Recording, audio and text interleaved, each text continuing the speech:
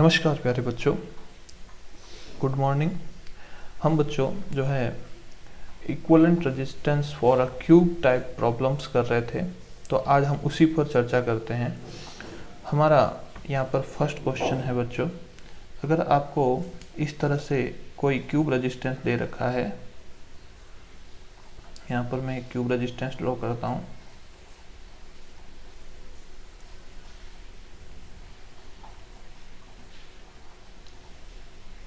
मान लीजिए बच्चों ये आपके सामने क्यूब रेजिस्टेंस है। क्यूब रेजिस्टेंस का मतलब है कि इसकी जितनी भी साइड है उन सभी साइड का जो रेजिस्टेंस है वो R है और सभी साइड जो है आइडेंटिकल है। मैं इसको ड्रॉ कर देता हूँ बच्चों।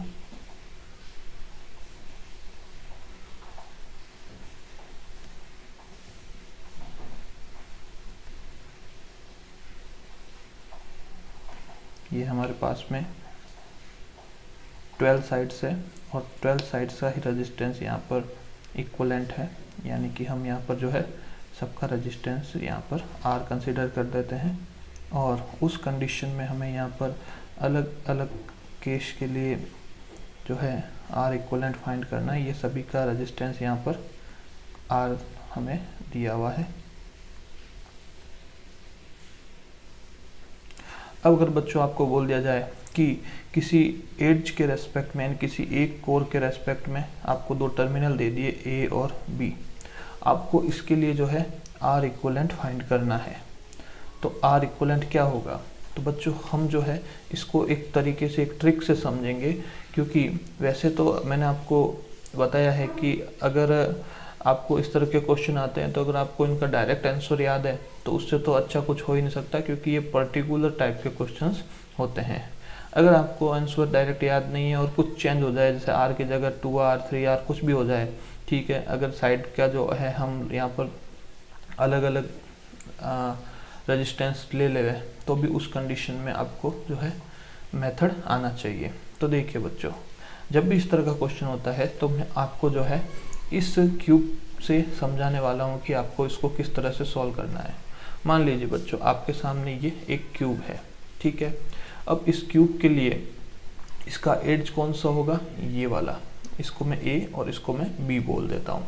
इसके रेस्पेक्ट में अगर हमें यहाँ पर जो है इक्विवेलेंट रेजिस्टेंस फाइंड करना है तो हम क्या करेंगे बच्चों, इस A और B को पकड़ेंगे और बाकी पूरे क्यूब को हम कंप्रेस कर देंगे। क्या कर देंगे बच्चों? इस पूरे क्यूब को यहाँ पर हम कंप्रेस कर रहे हैं। तो आप देख रहे हैं कि जब मैं इस पूरे क्यूब को कंप्रेस करूँगा बच्चों, तो ये हमारा A और ये B है। मैं इसको ड्रॉ करता हूँ। ये हमारा A B रेजिस्टेंस है, ठीक है। अब बच्चों यहाँ पर आप देखेंगे कि जब हमने इसको कंप्रेस किया है तो इसकी जो ये वाला रेजिस्टेंस, ये वाला रेजिस्टेंस, ये वाला रेजिस्टेंस और ये वाला रेजिस्टेंस कुछ इस तरह से हो जाएगा। और यहाँ पर जो है पोटेंशियल हम इसको आपस में टच कर देंगे तो सेम हो जाएगा। तो बच्चों मैं अगर इन रेजिस्टेंस को बनाता हूँ तो वो किस तरह से होगा, देखिए आप लोग। ये एक रेजिस्टेंस, ये दूसरा रेजिस्टेंस, इसी तरह से ये दो रेजिस्टेंस ऊपर वाले और हो गए बच्चों। ये एक, ये दूसरा, ठीक है बच्चों। हमने इस तरह से यहाँ रेजिस्टेंस बना दिए। अब इसी तरह से इसकी दूसरी तरफ भी रेजिस्टेंस हो जाएंगे। यहाँ पर ये दो और यहाँ पर ये दो, ठीक है। मैं इनको भी ड्रॉ कर देता हूँ।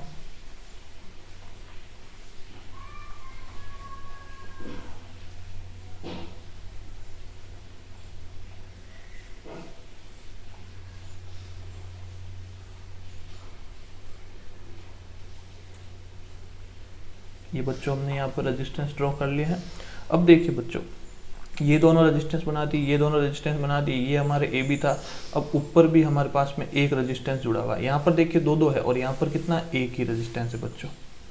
तो वो एक रेजिस्टेंस भी मैं यहाँ पर कनेक्ट कर देता हूँ। अब बच्चों देखिए, जहाँ से हमने इसको पकड़ रखा है वहाँ पर भी तो ये दो रेजिस्टेंस है, एक ये वाला और एक इसके पीछे वाला। तो इसको भी हम ड्रॉ कर देते हैं।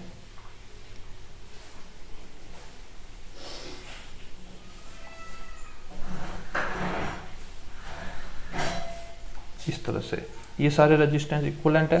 अब मैं इनको नेमिंग कर देता हूँ। सभी रेजिस्टेंस यहाँ पर आ रहे हैं। ठीक है बच्चों। अब जो ये R रेजिस्टेंस है, इसके लिए AB के रेस्पेक्ट में हमें इक्विवेलेंट फाइंड करना है बच्चों। तो ये दोनों पैरेलल में है, तो पैरेलल में है तो इनका इक्विवेलेंट क्या हो जाएगा, R/2।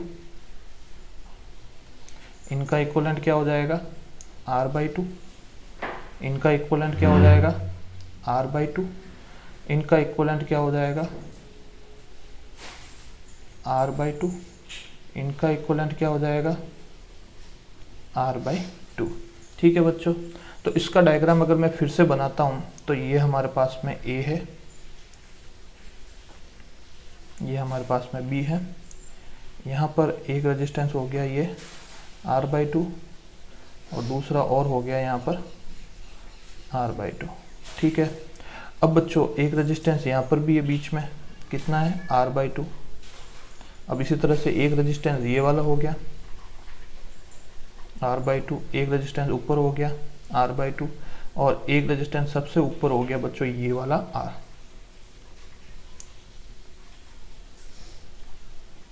ये R/2 और ये R।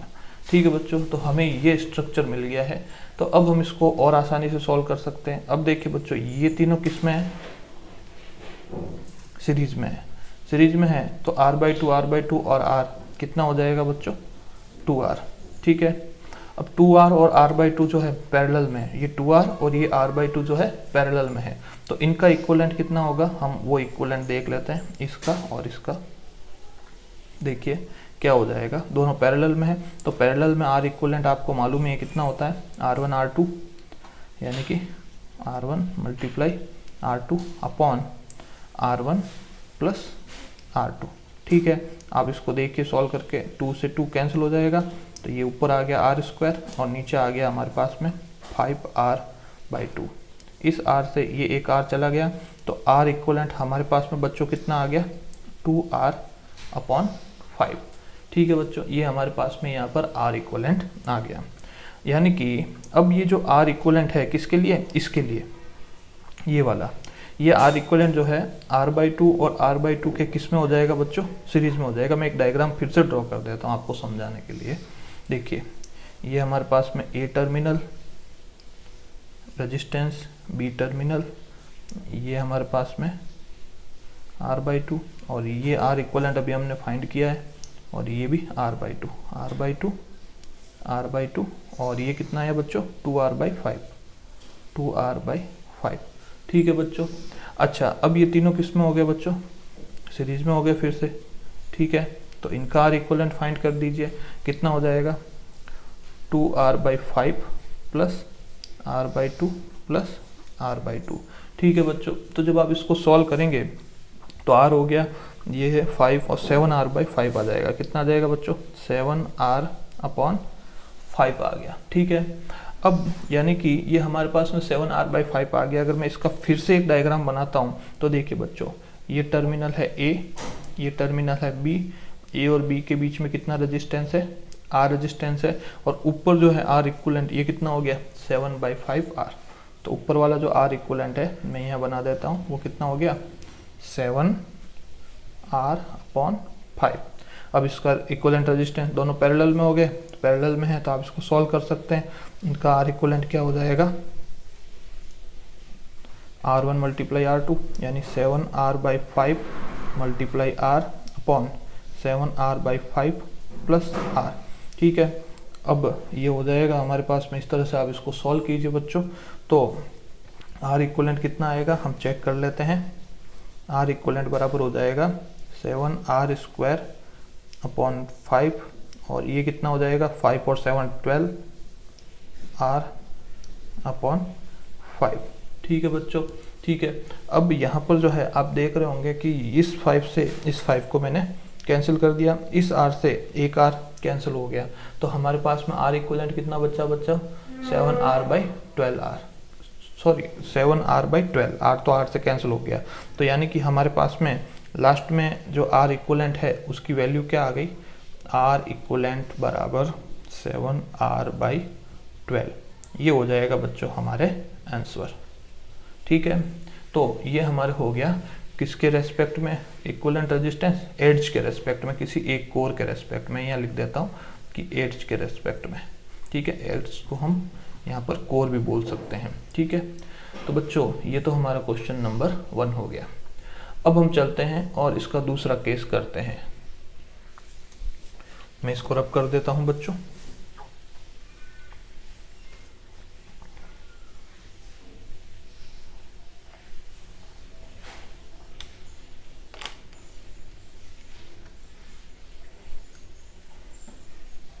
अब बच्चों हमारा जो सेकंड केस है यहाँ पर वो क्या है, मैं आपको समझाता हूँ। देखिए सेकंड केस है बच्चों हमारे यहाँ पर कि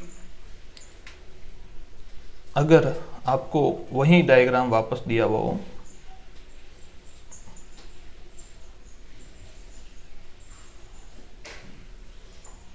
वही डायग्राम मैं वापस से ड्रॉ कर रहा हूँ। ठीक है, और यहाँ पर जो है हमें वहाँ यहाँ पर भी उसी तरह से बच्चों रेजिस्टेंस आर जुड़े हुए हैं। ठीक है, मैं उनको भी ड्रॉ कर देता हूँ। यहाँ पर भी वही रेजिस्टेंस है, ये क्यूब रेजिस्टेंस हो जाते हैं एक तरह से, क्यूब रेजिस्टेंस प्रॉब्लम्स, क्योंकि पूरे क्यूब की जितनी भी साइड होती है सभी पर इक्विवेलेंट रेजिस्टेंस हमने जोड़ रखे हैं। अब बच्चों ये जो तरीका है वो इक्विवेलेंट रेजिस्टेंस के लिए काम में लेना है आपको। इक्विवेलेंट यानी कि एक जैसे रेजिस्टेंस। अब मैंने वापस से वो ड्रॉ कर दिया, यहाँ पर भी सभी रेजिस्टेंस जो है वो आ रही है। ठीक है,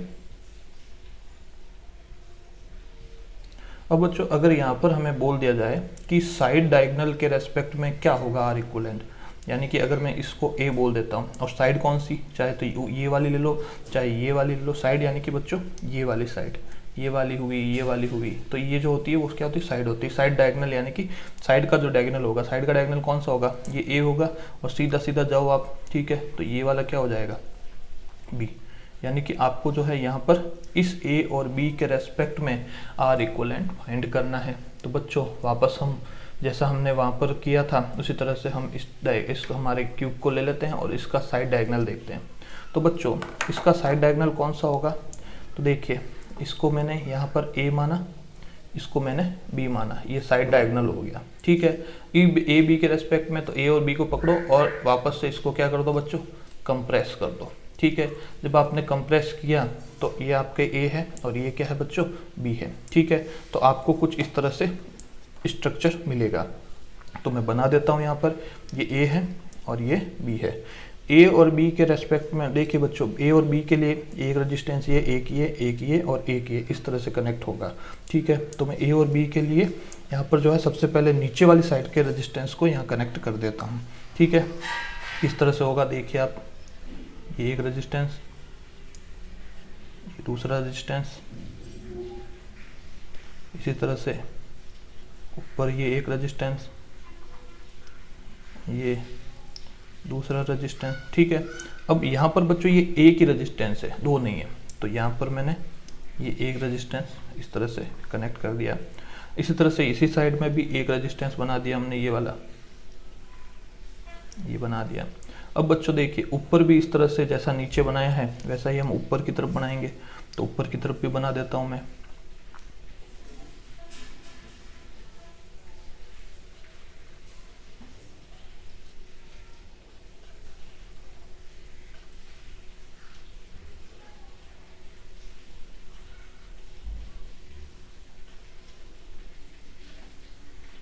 ठीक है बच्चों, अब देखिए बच्चों जहाँ से हमने इन दोनों को पकड़ा हुआ है, ये और ये पॉइंट, वहाँ पर भी हमारे दो रेजिस्टेंस है, एक तो ये वाला और एक ये वाला, एक तो ये वाला और एक ये वाला, तो उसको भी हम यहाँ पर ड्रॉ करेंगे।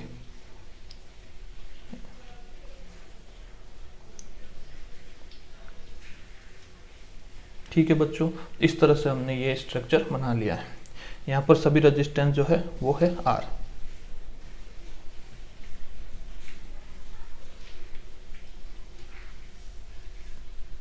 ठीक है बच्चों, तो इन दोनों का इक्विवेलेंट क्या हो जाएगा, दोनों पैरेलल में है तो r/2, इन दोनों का इक्विवेलेंट भी क्या हो जाएगा बच्चों, r/2, इन दोनों का भी क्या हो जाएगा बच्चों, r/2।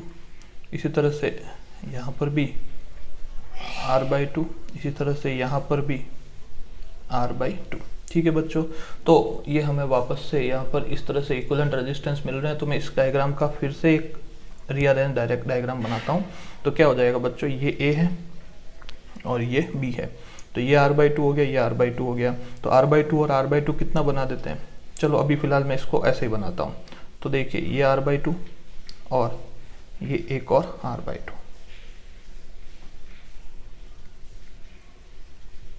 ठीक है। अब बच्चों ये r, इसी तरह से इधर भी एक r बना दो, ठीक है। यहाँ बीच में भी एक r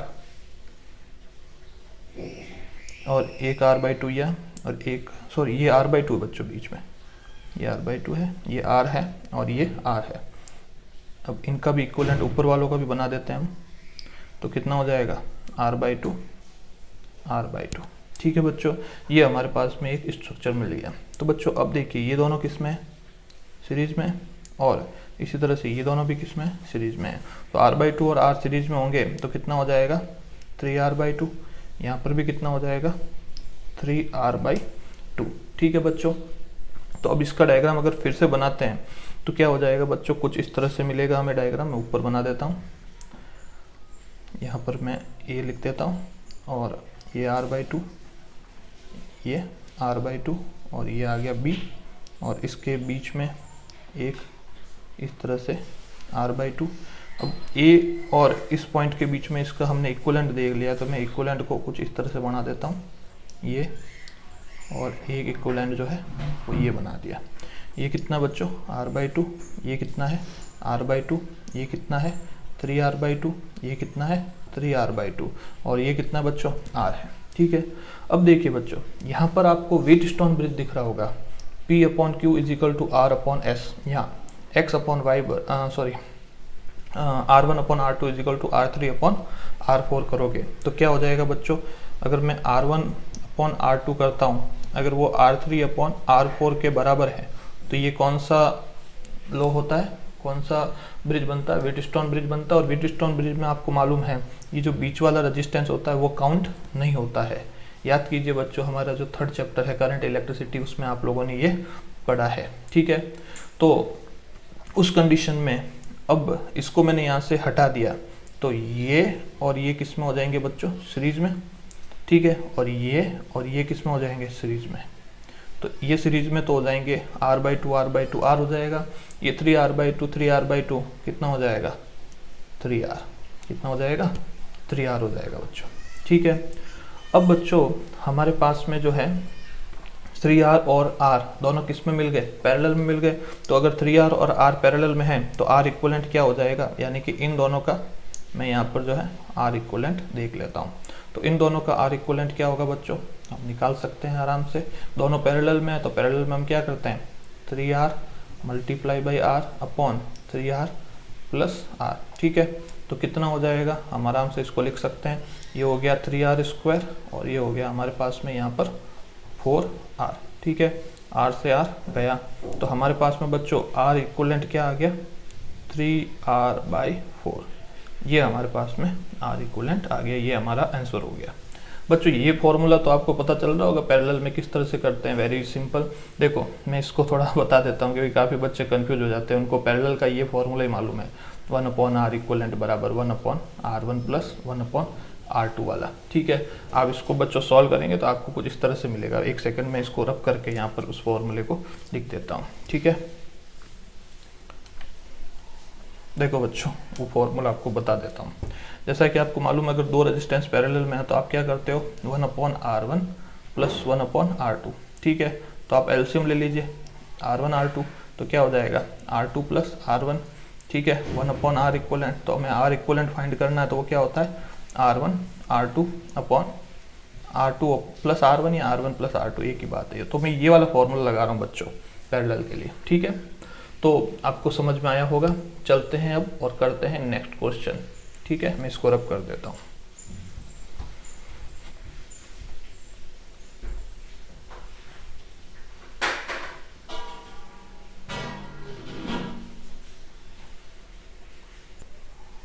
तो बच्चों हम चलते हैं और बात करते हैं हमारे लास्ट क्वेश्चन नंबर 3 की, ठीक है।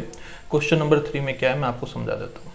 मान लीजिए वो आपको आपको एक क्यूब दे रखा है, क्यूब रेजिस्टेंस ही दे रखा है, मैं उसको ड्रॉ कर देता हूँ वापस से।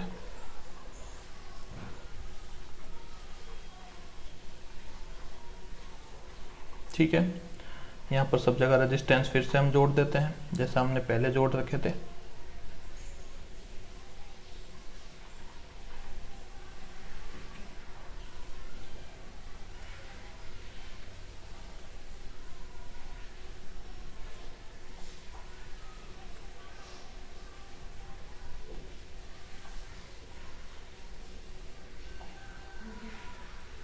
ठीक है बच्चों, ये हमने इसकी सभी साइड पर रेजिस्टेंस R जोड़ दिया है।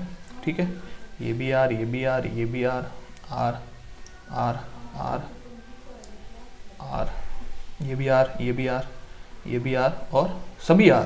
ठीक है, तो बच्चों हमें यहाँ पर अब जो है बॉडी डायगोनल, ठीक है, वो साइड डायगोनल था, अभी हम बॉडी डायगोनल की बात करेंगे। बॉडी डायगोनल यानी कि इस क्यूब का डायगोनल, यानी कि अगर मैं इसको A लेता हूँ, ठीक है, तो क्यूब का डायगोनल कौन सा होगा, सीधा सीधा ऊपर जाओ और उसके दूसरी तरफ वाला जो कॉर्नर होगा ये वाला, ठीक है, ये हो जाएगा आपके B। तो बच्चों ये हो गया हमारे पास में बॉडी डायगोनल। ठीक है, हिंदी में इसको विकर्ण बोलते हैं डायगोनल को। तो बॉडी डायगोनल के रेस्पेक्ट में अगर हमें यहाँ पर R इक्विवेलेंट फाइंड करना है तो किस तरह से फाइंड करेंगे हम इसको समझते हैं बच्चों। ठीक है, हम क्या करेंगे, वापस से उसी को हम यहाँ पर लेकर आते हैं जो हमने अभी समझा था जिस कॉन्सेप्ट से। ये हमारे पास में एक बॉडी है, ठीक है, क्यूब है। अब क्यूब का सबसे नीचे वाला जो A है वो ये है और B कहाँ है बच्चों, इसके डायगोनल के रेस्पेक्ट में, यानी कि ये वाला, ठीक है ना, ये इसका डायगोनल है यहाँ पर जो मैंने बनाया है पेन से। ठीक है, तो ये हो जाएगा इसका B, A और B। तो A और B को पकड़ो और आप क्या कर दोगे, अपने इस क्यूब को कंप्रेस। तो आपने A और B को पकड़ा और इसको इस तरह से कंप्रेस कर दिया बच्चों, तो आपको कुछ इस तरीके से एक स्ट्रक्चर मिल रहा होगा। ठीक है, तो ये हमारे पास में इस तरह से एक स्ट्रक्चर बन रहा है। हम इस स्ट्रक्चर के आधार पर हम वापस इसको सॉल्व करते हैं। ठीक है, तो देखिए बच्चों किस तरह से करेंगे। ये हमारे पास में हो गया A, ठीक है, और सीधा अगर आप ऊपर की ओर जाते हैं तो ये हमारे पास हो जाता है B। ठीक है बच्चों, ये A और ये B हो गया। ठीक है, अब यहाँ पर हमारे पास में 1 2 3 4, यहाँ पर भी हमारे पास 1 2 3 4, यहाँ पर 1, यहाँ पर 1 और यहाँ पर बीच में 2 रेजिस्टेंस है। ठीक है, तो मैं इस डायग्राम को बनाता हूँ, आप समझ जाओगे क्योंकि हमने 2 क्वेश्चन ऐसे ही किए हैं। ठीक है, तो देखिए बच्चों,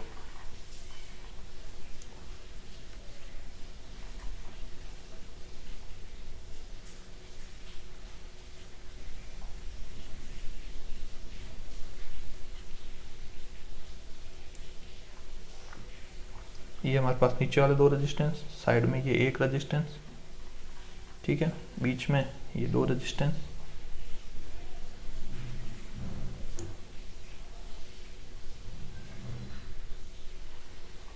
ठीक है। इसी तरह से साइड में इधर भी 1 रेजिस्टेंस है हमारे। ठीक है बच्चों, अच्छा, ऊपर भी हमारे इस प्रकार से हमारे पास R 4 रेजिस्टेंस है और 2 2 पैरेलल में है, तो इस तरह से ड्रॉ करेंगे।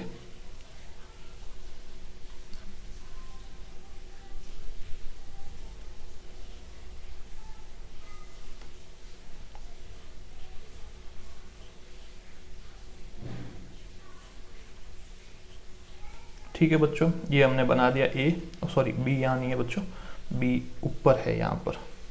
ठीक है, ये हमने डायग्राम ड्रॉ कर लिया। अब हमें A और B के रेस्पेक्ट में यहाँ पर जो है R इक्विवेलेंट फाइंड करना है। ये सभी कितने हैं, R के बराबर है।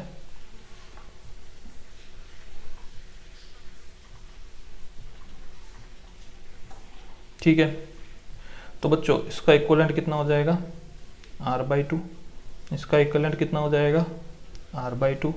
इसका इक्विवेलेंट कितना हो जाएगा, R/2। इसका इक्विवेलेंट भी कितना हो जाएगा, R/2। यहाँ पर भी R/2। ठीक है, तो इसका मैं फिर से यहाँ डायग्राम बनाता हूँ, आप समझना उस डायग्राम को क्या होगा। देखिए बच्चों, यहाँ पर जो है ये हमारे पास में A है, ये हो गया R/2, ये भी हो गया R/2, एक ये हो गया R/2। और इसी तरह से ये हो गया R, यहाँ हो गया R2, यहाँ पर भी हो गया R/2 और ये हो गया हमारे पास में R। ठीक है, मैं इसका रिजल्टेंट का वापस डायग्राम बनाता हूँ। ये हो गया R/2, R/2, R/2, ये R है, ये ऊपर वाला हो गया R/2, R/2 और ये हो गया हमारे पास में यहाँ पर R बच्चों। ठीक है, ये A है और ये क्या है B। ठीक है, हमें A और B के रेस्पेक्ट में इक्विवेलेंट रेजिस्टेंस फाइंड करना है बच्चों। ठीक है, तो बच्चों अब आप सोच रहे होंगे कि ये डायग्राम भी हमें पहले के जैसे ही दिखाई दे रहा है, हम यहाँ पर भी जो है ये दोनों सीरीज में। ठीक है, चलो ये दोनों तो सीरीज में है। ठीक है, ये लो इनको सीरीज में बना दिया। ठीक है, कितना हो गया 3R/2। ठीक है, तो क्या बच्चों ये दोनों भी सीरीज में है क्या? नहीं, ये दोनों सीरीज में है। ये भी कितना हो गया 3R/2। ठीक है, तो अगर मैं इस डायग्राम को फिर से बनाता हूँ बच्चों, यहाँ पर ऊपर ड्रॉ करता हूँ, तो आप क्या देखेंगे, ये हमें डायग्राम कुछ इस तरह से दिखाई देगा। यहाँ पर हमें A मिल गया, एक R/2 है। ठीक है, और यहाँ पर ये वाला रेजिस्टेंस बना देता हूँ मैं, ये बीच में मैं एक दूसरा रेजिस्टेंस जोड़ देता हूँ। ठीक है, और यहाँ पर जो है मैं ये रेजिस्टेंस बना देता हूँ। इसी तरह से इधर भी आप देखेंगे, ये 3R/2 है, तो मैं ये R/2 को कुछ इस तरह से बना देता हूँ। ठीक है बच्चों, सारे रेजिस्टेंस बन गए 1 2 3 4। ठीक है, और एक बीच में 5। कितना है ये 3R/2, ये कितना है R/2, ये 3R/2 और ये R/2 और यहाँ बीच में R/2। ये A टर्मिनल था और ये टर्मिनल हमने ड्रॉ करके इसको इस तरह से लगा करके ये बना दिया हमने यहाँ पर B। तो बच्चों क्या यहाँ पर भी व्हीटस्टोन लग रहा है? हम देख लेंगे। R1/R2 बराबर R3/R4। लेकिन बच्चों यहाँ देखिए R1/R2 करेंगे वो R3/R4 के इक्वल नहीं आ रहा है। ठीक है, जब ये इक्वल नहीं आ रहा है तो यहाँ पर व्हीटस्टोन ब्रिज वाला फॉर्मूला नहीं लगेगा। ये बच्चों बीच वाला जो है वो कैंसिल नहीं होगा। ठीक है, जब ये कैंसिल नहीं होगा तो अब देखिए बच्चों हमें इसे दूसरे तरीके से सॉल्व करना पड़ेगा। दूसरा तरीका कौन सा? तो बच्चों मैं बात करता हूँ स्टार डेल्टा मेथड की। स्टार डेल्टा मेथड क्या है मैं आपको समझाता हूँ। ठीक है, जैसे कि बच्चों मैं इसको थोड़ा रब करता हूँ, इसको अपन अभी इधर ऐसे ही रखते हैं, स्टार डेल्टा के बारे में बात कर लेते हैं। देखिए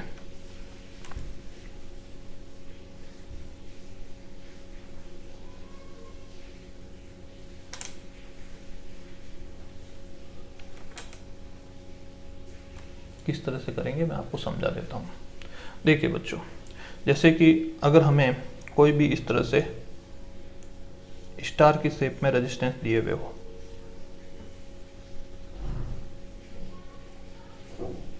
सॉरी डेल्टा, ये डेल्टा है बच्चों, स्टार नहीं है। इसको मैं R1, इसको मैं R2 और इसको मैं R3 ले लेता हूँ। तो बच्चों जब भी इस तरह के डेल्टा के शेप में आपको रेजिस्टेंस दिए हुए हो और आपको उसको स्टार में बदलना है, स्टार कैसा हो जाएगा, यानी कि इन दोनों का इक्विवेलेंट रेजिस्टेंस ये, इन दोनों का इक्विवेलेंट रेजिस्टेंस ये, इन दोनों का इक्विवेलेंट रेजिस्टेंस ये करना है। यानी स्टार को डेल्टा में बदलना जब इस तरह से करेंगे तो ये वाले जो इक्विवेलेंट होंगे बच्चों यहाँ से क्या हो जाएंगे, गायब हो जाएंगे। इस तरह से जब वो यहाँ से गायब हो जाएंगे तो हमें जो डेल्टा था उसकी जगह क्या मिल गया, ये स्टार मिल गया बच्चों। ये स्टार है, ठीक है, ये स्टार बन रहा है देखो। ठीक है बच्चों, यानी कि हमने डेल्टा को यहाँ स्टार में बदलने का जो तरीका होता है। अब इसका फॉर्मूला बताता हूँ मैं आपको। ठीक है, किस तरह से, जैसे कि मान लीजिए मैं यहाँ डेल्टा बनाता हूँ, ये डेल्टा हो गया। ठीक है, इसके तीनों साइड पर रेजिस्टेंस जुड़े हुए हैं। अब इसके तीनों साइड पर जो रेजिस्टेंस जुड़े हुए हैं मैं इसको R1, R2 और R3 बोल देता हूँ। ठीक है, अब अगर मुझे इस डेल्टा को स्टार में बदलना है, ठीक है, तो स्टार में कैसे बदलेंगे बच्चों? देखिए ये R1 है, ये R2 है, इसके बीच का अगर मुझे आर्म बनाना है, यानी कि इन दोनों का रिजल्टेंट जो बनाना है वो क्या हो जाएगा, इस तरह से हो जाएगा। इन दोनों का रिजल्टेंट किस तरह से हो जाएगा, कुछ इस तरह से हो जाएगा, और इन दोनों का रिजल्टेंट कुछ इस तरह से हो जाएगा। तो ये जो रिजल्टेंट होगा उसका फॉर्मूला क्या हो जाएगा बच्चों, R1 R2 upon R1 plus R2 plus R3। अगर मुझे इन दोनों का इक्वलेंट फाइंड करना है तो क्या हो जाएगा, R2 और R3 के बीच का है तो R2 R3 upon R1 plus R2 plus R3।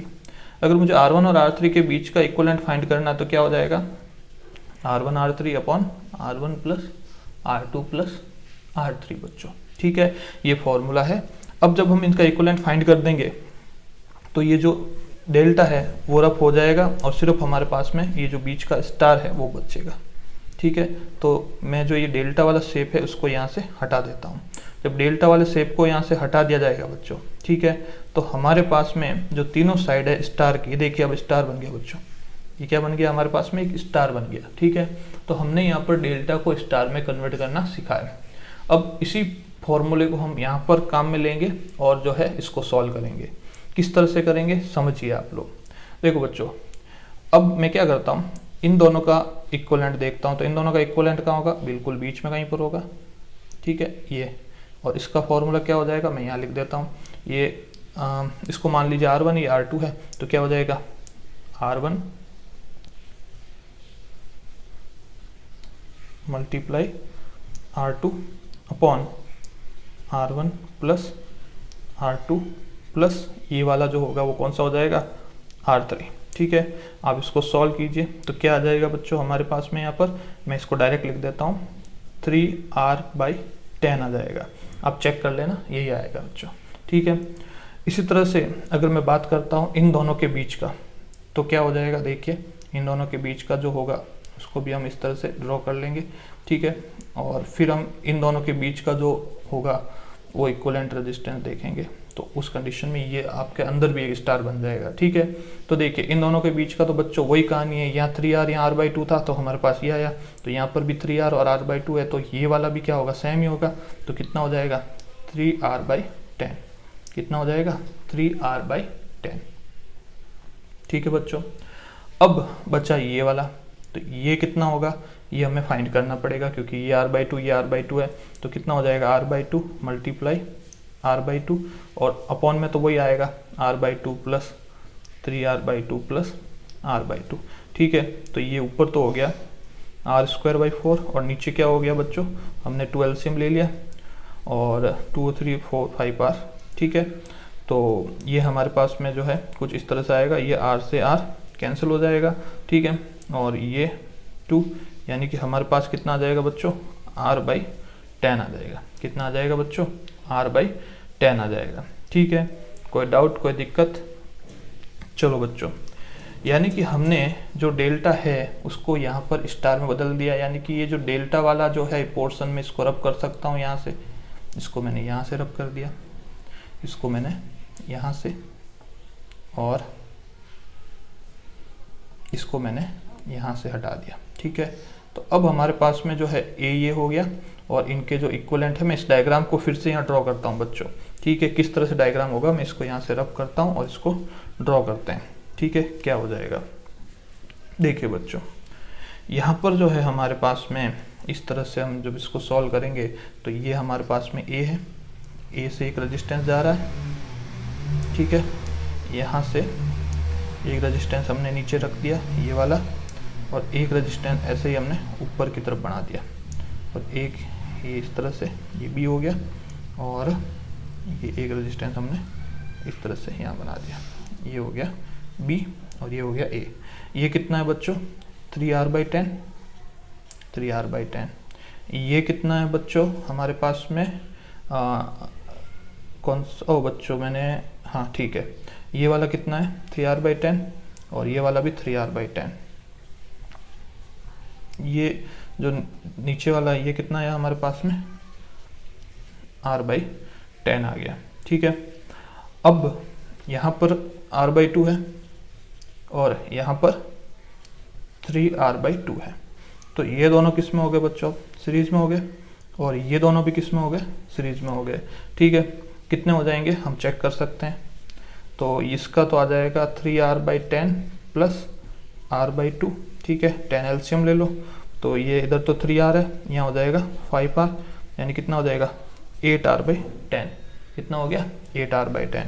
ये कितना हो जाएगा देख लेते हैं, R/10 प्लस 3R/2 2, तो 10 एलसीएम आ जाएगा, यहाँ तो आ जाएगा r, और यहाँ पर क्या आ जाएगा बच्चों 15r, यानी कि कितना आ गया 16r/10, कितना आ गया 16r/10। ठीक है, अब ये दोनों किस में हो गए पैरेलल में, तो आप इसको सॉल्व कीजिए पैरेलल में क्या हो जाएगा इसका। ठीक है, हम इसको सॉल्व करते हैं, मैं ऊपर वाला ये जो है रब कर देता हूँ।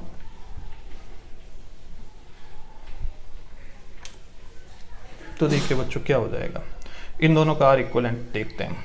ठीक है, तो इन दोनों का आर इक्वलेंट मैंने अभी थोड़ी देर पहले फॉर्मूला बताया था, R1 × R2 यानी 8r/10 multiply 16r/10 upon 8r/10 plus 16r/10। इसको सॉल्व करते हैं हम, कितना आएगा हमारे पास में। ठीक है, तो बच्चों 10 तो मैं कॉमन लेके यहाँ कैंसिल कर सकता हूँ। मैं यहाँ कॉमन क्या ले सकता हूँ, मैं ऊपर जो है 8/10r कॉमन ले लेता हूँ। सॉरी, कॉमन तो क्या लेना है, ऊपर तो इसी तरह से रहेगा क्योंकि मल्टीप्लाई में। ठीक है, नीचे में क्या कॉमन ले सकता हूँ, मैं ऊपर वाला ऐसे कैसे नोट कर लेता हूँ, 8r/10 प्लस 16r/ मल्टीप्लाई 10, और नीचे मैंने 8r/10 कॉमन ले लिया, तो क्या बचा 1 + 2। ठीक है, तो 8r/10 से 8r/10 कैंसिल हो गया, तो ये हमारे पास में क्या बचेगा, आर इक्वलेंट जो है उधर बचेगा बच्चों हमारे पास में 16r/10, और नीचे 3 है तो कितना हो जाएगा 30। आर इक्वलेंट कितना है 16r/30। अब 16r/30 और 3r/10 जो है किस में हो गए बच्चों, सीरीज में हो गए, ये और ये। ठीक है, तो इसका भी इक्वलेंट फाइंड कर लेते हैं, क्या हो जाएगा देखिए।